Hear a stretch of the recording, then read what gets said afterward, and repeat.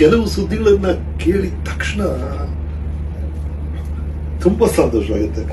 ಆತರ ಇವತ್ತು ವಿಷ್ಣುವರ್ಧನ್ ಅವರಿಗೆ ಕರ್ನಾಟಕ ರತ್ನ ಪ್ರಶಸ್ತಿ ಸಿಕ್ಕಿದೆ ಅಂತ ಕೇಳಿದಾಗ ಐ ಫೀಲ್ ವೆರಿ ಗುಡ್. ಅದು ಐ ಥಿಂಕ್ ನಾವು ಇದ್ದಂತ ಇಮೋಷನಲ್ ಕನೆಕ್ಷನೇ ಕಾರಣ ಅನ್ಸುತ್ತೆ ನನಗೆ.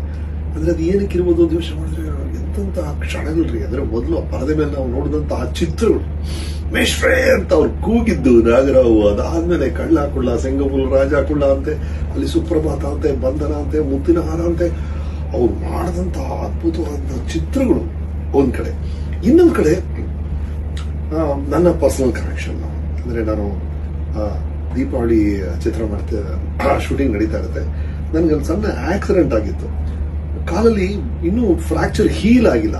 ಆಗ್ಲೇ ವಿಷ್ಣು ಸರ್ ಡೇಟ್ ಇದೆ ಅಂದ್ಬಿಟ್ಟು ನಾನು ಶೂಟಿಂಗ್ ಹೋಗಿದ್ದೆ. ವಿಷ್ಣು ಸರ್ ನೋಡಿದ್ರು, ಏನ್ ಬಂದ್ಬಿಡಿದ್ಯಾ ಅಂದ್ರು.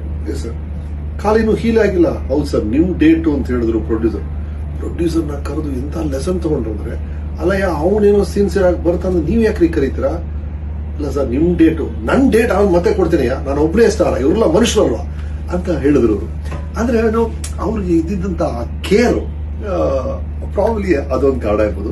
ಈ ತರ ಹಲವು ಕಾರಣಗಳು.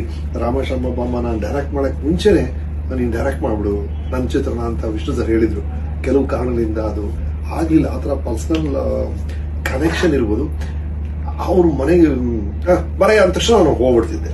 ಅವ್ರ ಜೊತೆ ಕಳೆದಂತ ಆ ಕ್ಷಣಗಳು, ಅವರು ಒಂದು ಅರೇಬಿಯನ್ ಶೇಕ್ ತರ ಒಂದು ಕಾಸ್ಟ್ಯೂಮ್ ಇತ್ತು, ಅದನ್ನ ಹಾಕೊಂಡಿರೋರು, ಒಂದು ಸ್ಟೈನ್ಲೆಸ್ ಸ್ಟೀಲ್ ಕಪ್ಪಲ್ಲಿ ಇಬ್ರು ಕಾಫಿ ಕುಡಿತಾ ಮಾಡಿದಂತ ಚರ್ಚೆಗಳು, ಅವರ ಶ್ರೀಧರ, ರಾಧಾಕೃಷ್ಣ, ಅವರ ಸ್ಟಾಫ್, ಅವರು ಭಾರತೀಯಮ್ಮನ್ನ ಅವ್ರು ಕೊಡ್ತಿದ್ದಂತ ಗೌರವ, ಅವರ ಸಂಬಂಧ, ಕೀರ್ತಿ, ಅನಿ, ಅವರು, ಚಂದನ, ಆ ಎಂಟೈರ್ ಗ್ರೂಪ್, ಆ ಇಡೀ ಫ್ಯಾಮಿಲಿಯಲ್ಲಿ ಇದ್ದಂತ ವ್ಯಾಲ್ಯೂಸ್, ಆ ಮೌಲ್ಯಗಳು, ಆ ಆತ್ಮೀಯತೆ, ಈ ತರ ಹಲವು ವಿಷಯಗಳು ಎಲ್ಲ ಸೇರಿ ಈ ಇಮೋಷನ್ಗೆ ಕಾರಣ ಅನ್ಸುತ್ತೆ.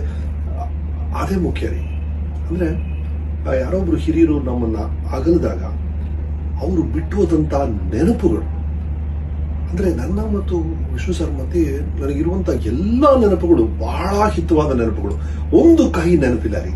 ಪ್ರಾಬ್ಲಿ ಆ ಕಾರಣ ಇರಬೇಕು. ನನಗಂತೂ ಪರ್ಸನಲಿ ಖುಷಿ.